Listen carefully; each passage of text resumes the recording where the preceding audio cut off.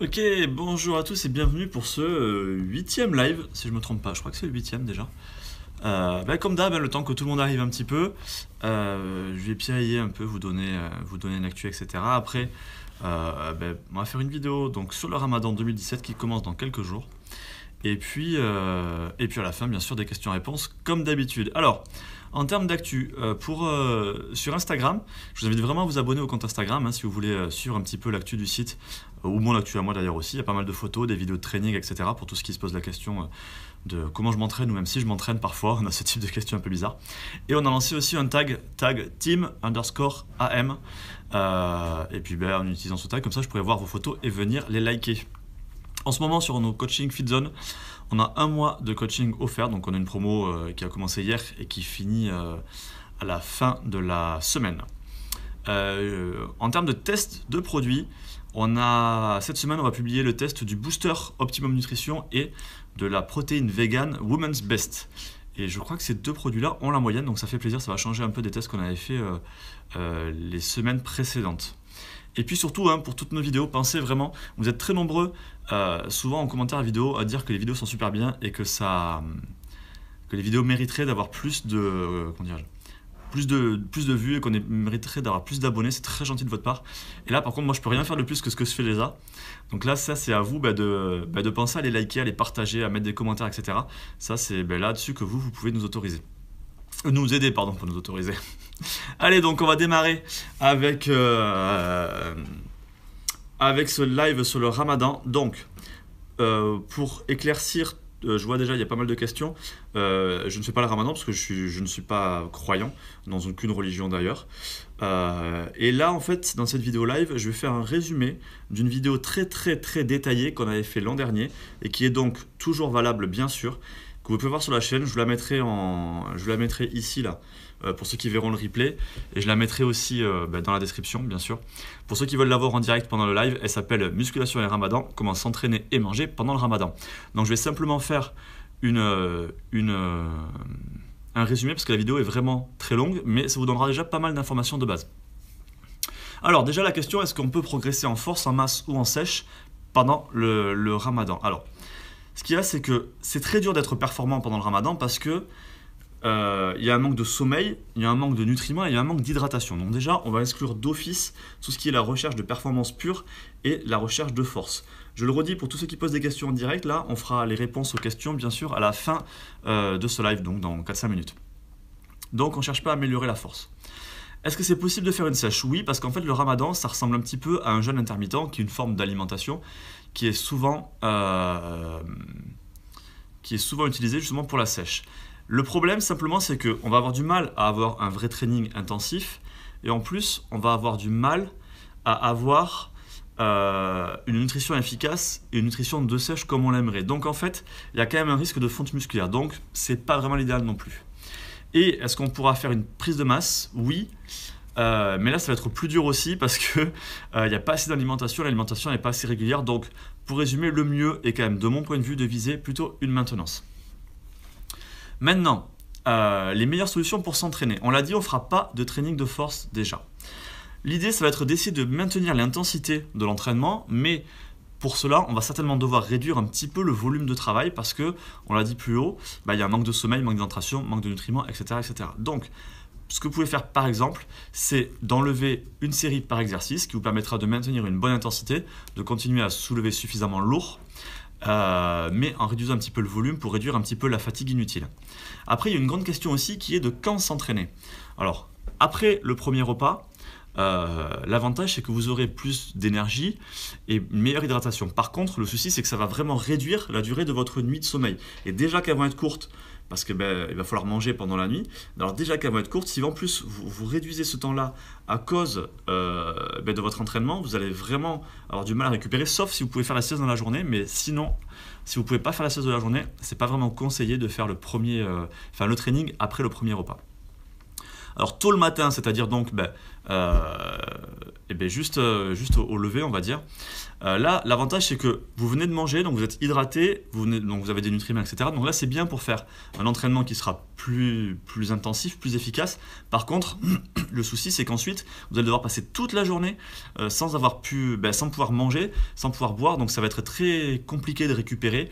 Vous allez être très fatigué, avec un risque de catabolisme, etc. Et donc, la solution qui reste, c'est avant la rupture du jeûne, qui est pour moi en tout cas. Et quand on en avait parlé dans la vidéo, bien sûr la vidéo qu'on avait fait, je l'avais fait avec un coach qui lui est pratiquant et qui fait aussi le ramadan. La meilleure solution est donc de faire avant la rupture du jeûne. Donc le training sera plus dur, mais par contre vous aurez bien sûr une meilleure récupération et puis ça niquera pas votre sommeil. Donc ça c'est plutôt la meilleure solution qu'on peut vous conseiller. Et dans la vidéo dont je vous mettrai en lien, etc., qu'on a fait donc l'an dernier, il y a en plus beaucoup de conseils pour optimiser votre training à ce moment-là, mais bon, ça ne sert à rien que je le redise là, puisque tout est dans la vidéo. Ensuite, au niveau de la nutrition, vous pouvez ajouter de la whey, par exemple, au moment de la rupture du jeûne, en plus du lait, des dattes et de la soupe. Ça vous permettra d'avoir un apport rapide en protéines. Ça peut être intéressant. Pour le petit déjeuner, on peut rester sur le truc classique de type avoine, fromage blanc. C'est tout à fait pertinent là aussi. Mais vous pouvez aussi rajouter par exemple de la caséine pour avoir une protéine plus lente. Et vous pouvez aussi rajouter des oléagineux, donc tout ce qui va être lipide. Ça vous permettra de ralentir en plus tout ce repas du petit déjeuner là que vous aurez pris. Et donc d'avoir ensuite des nutriments qui vont arriver dans le corps petit à petit, donc ça peut être intéressant.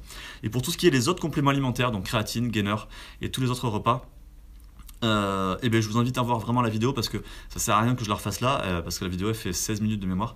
Donc voilà, il y a beaucoup de choses dedans. Donc on va pouvoir maintenant passer à vos questions. C'est quoi ma couleur préférée? J'en ai pas. Voilà, c'est une question de merde. Et regardez, regardez mon beau t-shirt. Ah, j'ai un beau t-shirt sans beaucoup. Il est pas beau mon t-shirt? La classe. Cadeau de ma soeur.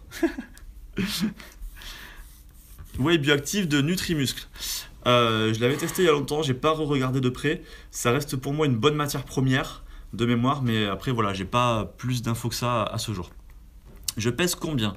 Là, je pèse un peu plus de 80 kg, 85 à peu près, 80,5. Mais forcément, pour 1m75, mais forcément, prise de masse depuis, je sais plus, ça doit faire 1 an et demi maintenant. Donc forcément, il me reste plus que 4 abdos, ça fait pas beaucoup. Ça me fait un peu chier d'ailleurs, mais bon, c'est pas grave.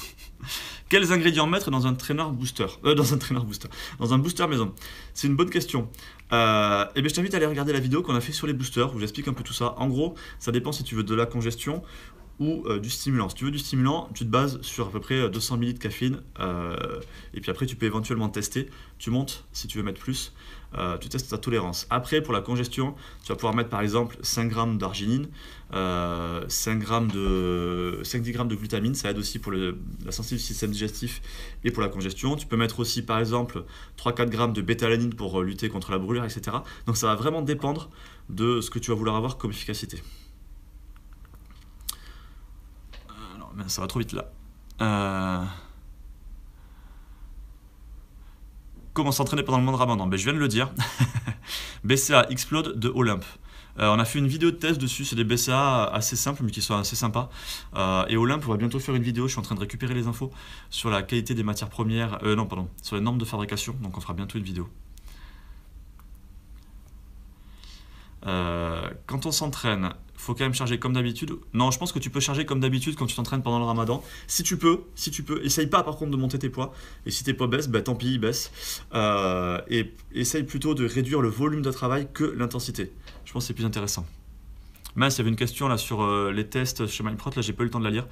Donc si vous pouvez la mettre, voilà. Que penses-tu de la dernière vidéo de Dr TN? Il aurait pu mettre une photo vachement plus récente de moi, quoi. C'est un peu pénible, quoi. C'est toujours des vieilles photos de moi qui traînent. Je me fais chier à faire un compte Instagram où je vous fous des photos super sympas tous les jours et des vidéos de training. Et à chaque fois, on ressort des photos qui ont 6 ans, quoi. C'est con, quoi. Combien de tours de bras? Un peu plus de 40. Je commence à m'approcher du 41, là. Quelle caséine je recommande pour le petit déjeuner? Forcément une caséine micellaire, parce que les caséinates de calcium c'est vraiment tout pourri. Donc forcément une caséine micellaire. Après, pour moi la meilleure ça reste celle d'Ardeur, pour la raison que j'ai déjà expliqué des tas de fois, parce que c'est la marque qui a le plus de normes de fabrication en France. Alors, se muscler et maigrir possible pendant le Ramadan. Alors, se muscler et maigrir en même temps, c'est déjà très difficile avec une alimentation optimisée, un repos optimisé. Alors, réussir à faire ça pendant le Ramadan, À part si tu es vraiment débutant ou très gras, ça va vraiment être très compliqué à mon avis. Est-ce que faire des abdos brûle la graisse? Non, faire les abdos ne brûle pas la graisse, tout comme faire les biceps ne brûle pas la graisse. Tu ne veux pas brûler la graisse de manière locale. Ou alors c'est ça prend des années en fait de brûler la graisse de manière locale. Donc par contre, faire des abdos comme faire n'importe quel exercice, ça dépense un petit peu de calories. Mais les abdos, comme c'est un tout petit muscle, ça dépense très peu de calories. Voilà. Alors, es-tu du côté des DDZ contre Monsieur Kurnaz ou alors fais-tu partie de la team Kurnaz? Ah, ça c'est une question qu'on n'arrête pas de me poser, y compris en privé. Mais j'ai rencontré d'ailleurs, c'était un DDZ hier à la salle ou un Kurnazien, je sais plus. Non, ce que je trouve un peu dommage en fait, c'est que après, c'est sa communauté, j'ai pas à lui donner de conseils ou encore moins de leçons sur la façon de gérer sa propre communauté. Mais en fait, ce que je trouve dommage, c'est que de ce que je vois de ce qu'il reproche au DDZ, si simplement il leur avait dit d'arrêter, je pense qu'il l'aurait fait en fait, parce que il m'avait invité à y aller sur le DDZ, j'y suis, et ça se passe globalement assez bien en fait, beaucoup mieux que ce qu'on peut penser de l'extérieur. Donc je pense que s'il leur avait dit juste les gars, quand vous faites ça ou ça, c'est un peu limite, ça serait bien d'arrêter, je pense juste qu'il l'aurait fait, parce que les mecs ils sont pas bêtes, donc du coup, voilà, je trouve que c'est un peu dommage quoi. Bon, voilà. Ma taille et mon poids, je viens de le dire, 1m75 pour un peu plus de 80 kg en ce moment. Je commenterai pas plus la vidéo de Dr TN que ce que j'ai commenté juste avant sur la question qu'on m'a posée. Alors, qu'est-ce que je pense du Jack 3D ancienne version qui est toujours disponible sur certains sites? Alors, ça c'est une bonne question parce que, alors déjà le Jack 3D ancienne version c'est quoi? C'est un booster qui marchait très bien, mais qui contenait aussi un produit dopant. Il a été arrêté, et ça fait des années qu'il a été arrêté. Donc, deux choses l'une. Si vous en trouvez encore, sachant qu'il a été arrêté, c'est plus autorisé à la vente normalement. Donc, si vous en trouvez encore, ça veut dire que déjà, il a plusieurs années, parce qu'on en fabrique plus depuis plusieurs années, donc il a plusieurs années, donc à mon avis il est périmé, soit il a été fabriqué exprès, mais du coup il y a des chances que ce soit un fake, donc un truc de contrefaçon, donc après vous avez absolument aucune idée de ce qu'il va y avoir à l'intérieur, donc je vous le conseille vraiment pas. Des thermos à conseiller autres que MyProtein. Moi j'aime bien le Sculpt de NG Nutrition, parce que je trouve que sa composition est assez sympa. Oh là là, ça va trop vite là les questions. Oui, il y a quelqu'un qui me dit si on revenait au Ramadan, au lieu de parler des DZ et des boosters, avec plaisir, mais après moi je réponds juste aux questions que vous me posez, c'est tout. Alors, acheter le premier pot de créatine, est-ce qu'il faut prendre la créatine pendant le Ramadan? Oui, je pense que tu peux tout à fait prendre de la créatine pendant le Ramadan, ça pose absolument aucun souci, ça pourra peut-être même t'aider à être un tout petit peu moins fatigué, notamment d'un point de vue cognitif, donc ça peut être tout à fait pertinent. Ouais. Jean, après 40 ans, même pour ta santé, une cure de testo ne serait-ce pas bénéfique? Ça, savoir être ton médecin en fait, c'est bénéfique que si ta testo elle a vraiment baissé et que si elle est en dessous des taux naturels, on va dire, voilà, c'est juste ça. La whey est-elle efficace à 16 ans? Prendre de la whey, ça n'a absolument rien à voir avec ton âge en fait, ça dépend juste de ton alimentation, ça dépend juste si tu as besoin d'avoir une alimentation, enfin de compléter ton alimentation ou pas. Ah, pas faux, c'est vrai, Jacques, qui dit que la créatine peut aider pendant le Ramadan car elle fait de la rétention d'eau. Alors, c'est pas exactement de la rétention d'eau parce que c'est de la rétention intracellulaire et non pas sous la peau, mais effectivement, ça peut aider aussi à l'hydratation. Ouais. Peut-on mélanger les BCA et la créatine dans le même shaker? Oui, tout à fait, tu peux mélanger, ça pose aucun souci. Mais Corée, Martinez, va-t'en de la chaîne, on s'en fout, oh là là, tu nous fais chier depuis tout à l'heure à dire que tu vas te désabonner. Désabonne-toi, qu'est-ce que je m'en branle? Arrête de faire chier, laisse les autres poser leurs questions. La casine est-elle vraiment à l'assimilation lente? Alors, en fait, quand on parle d'assimilation lente, que ce soit pour la casine ou n'importe quel type de protéine, en fait, ça ne veut pas dire que ça réduit juste... J'essaie de trouver comment formuler le truc correctement. En fait, la vitesse d'assimilation d'une protéine, ça se définit en grammes par heure. Et de mémoire, la caséine, c'est autour de 3 à 5 grammes par heure. C'est-à-dire que si vous en prenez 40 grammes, il va falloir une dizaine d'heures pour la digérer, sur un estomac vide, etc. C'est pas si simple que ça, mais bon voilà, pour résumer. Alors que la whey, par exemple, c'est de l'ordre de 8 à 9 grammes par heure que l'on digère. De mémoire, je vous dis ça de mémoire, voilà. Ça se mesure comme ça, la vitesse d'assimilation d'une protéine. Donc en fait, quand tu prends ta caséine, ça ne va pas dire que pendant 8 heures, tu ne vas pas la digérer du tout. Non, tu commences à la digérer de suite, à l'assimiler de suite, mais ça monte un petit peu après, quoi. Est-ce qu'on peut prendre de la masse au ramadan? Tu peux, mais c'est très très compliqué. C'est ce que j'ai dit tout à l'heure dans le début de la vidéo. Que ce soit prendre de la masse ou sécher, je parle pas de maigrir. Hein. Maigrir, c'est facile. Mais sécher, c'est très compliqué parce qu'on n'a pas la bonne alimentation, pas le bon training, pas la bonne nutrition, pas le bon repos. Voilà. Donc effectivement, comme ça vient d'être dit par Doudin, il y a vraiment un gros risque de perte de muscle pendant le ramadan, quoi.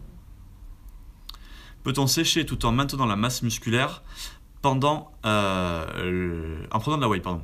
C'était la question. Alors, il n'y a absolument aucun rapport entre le fait de prendre de la whey et le fait de sécher, ni le fait de prendre la whey et le fait de maintenir sa masse musculaire, ni le fait de prendre de la whey et le fait de prendre du muscle. Il y a simplement un rapport entre le fait d'avoir suffisamment de protéines et des protéines de bonne qualité au bon moment et le fait d'atteindre son objectif. Ça dépend juste de ça, ça dépend pas du fait d'avoir un complément alimentaire ou pas. Bon, et voilà les amis, on arrive à un peu plus de 15 minutes comme d'hab. Moi je vais aller m'entraîner aujourd'hui, je fais les pecs et puis les ischios. Donc j'espère que ça vous plaira. Pourquoi j'espère que ça vous plaira? Je suis con, j'espère que ça me plaira, c'est mon training à moi. Mais en même temps j'essaie de parler et de lire les questions, c'est pas facile. Allez, je vous dis à bientôt pour un nouveau live, je sais pas encore quand. Peut-être que j'en referai un cette semaine ou alors ce sera la semaine prochaine, je sais pas encore quand. Allez, salut!